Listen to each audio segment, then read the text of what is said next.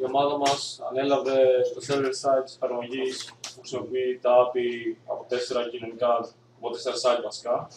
Το Facebook, το Foursquare, το Google και η Europeana. Αν και το Europeana εν τέλει δεν ενσωματώθηκε ακόμα. Θα μπει όμως στο επόμενο patch. Αυτό που κάνουμε είναι ουσιαστικά να ζητάμε από τον τελικό χρήστη συντεταγμένες, δηλαδή longitude, και με βάση αυτές να το επιστρέφουμε μέρες που σχετίζονται με τον πολιτισμό, είτε μουσεία, έχει πολλές κατηγορίες να επιλέξει. Υπάρχει δυνατότητα στα API να κάνει αναζήτηση και βάσει το ονόματος της πόλης ή του μέρους που θέλει. Αλλά εντάξει, στο client δεν το αξιοποιήσαμε ακόμα. Θα αξιοποιηθεί σε επόμενο από άλλη εφαρμογή, αλλά έχει νόημα στο server side κάποιος να ξέρει τι μπορεί να ψάξει με βάση την πόλη. Επειδή το format των δεδομένων παίρνει διαφορετικό από κάθε API, τα παρσάραμε και φτιάξαμε ένα ενιαίο format, το οποίο αξιοποιήσει. Ακόμα δεν μπορούμε να βάλουμε και URL που δεν βάλαμε, μπορούμε να βάλουμε και εικόνα, αλλά έχει σημασία ότι μπορεί. Τα βασικά στοιχεία, ξέρω εγώ. Ναι. Μένει να βάλουμε ένα description για κάθε μέρο που επιστρέφεται και ένα URL για να μπορεί να το χτυπήσει ο τελικός χρήστης και να δει περισσότερες πληροφορίες από το site που έρχεται. Πληροφορίες μου, Foursquare κλπ. Χρησιμοποίησαμε γενικά το Coordinator PHP Framework για να διευκολύνουμε λίγο την κατανομή του μοντέλου και να μάθουμε και ένα framework που χρησιμοποιείται.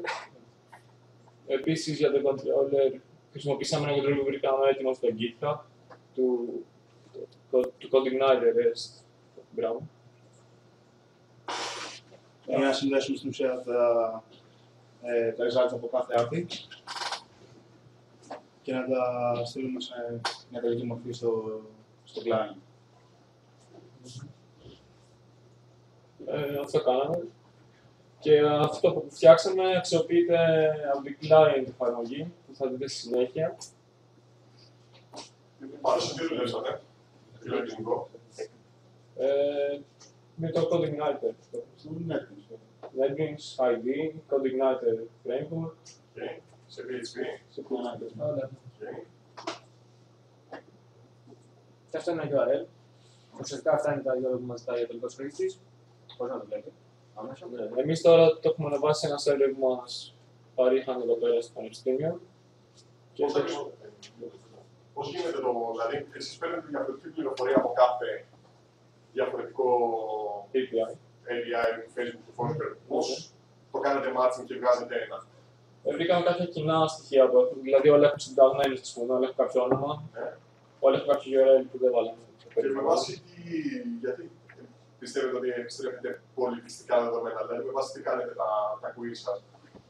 Έχει κατηγορίες, κάθε API. Κάθε API παρέχει κατηγορίες. Το Foursquare δηλαδή συγκεκριμένα έχει πάρα πολλές. Ναι, έχει ουσία, παρκά. Αλλά και στο Facebook, ακόμα και tags, arts, entertainment, museums, έχει διάφορα. Ναι, απλά προκειμένου ο χρήστης να μην βλέπει όλα αυτά τα διαφορετικά κατηγορίες από κάθε API, θα κάνουμε mapping Ναι, και ενοποιήσαμε.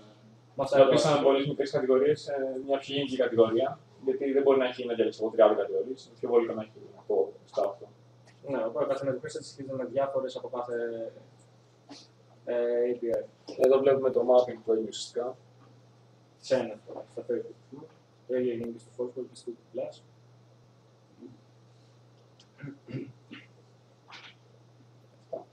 Την εμπειρία σας. Μάθατε κάτι, πήρατε κάτι.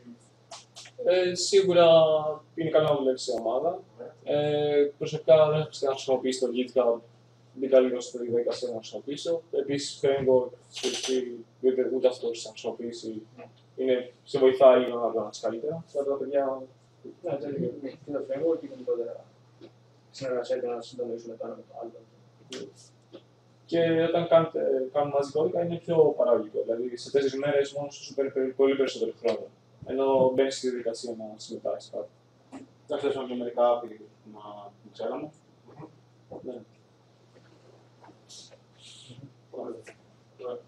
Μπράβο.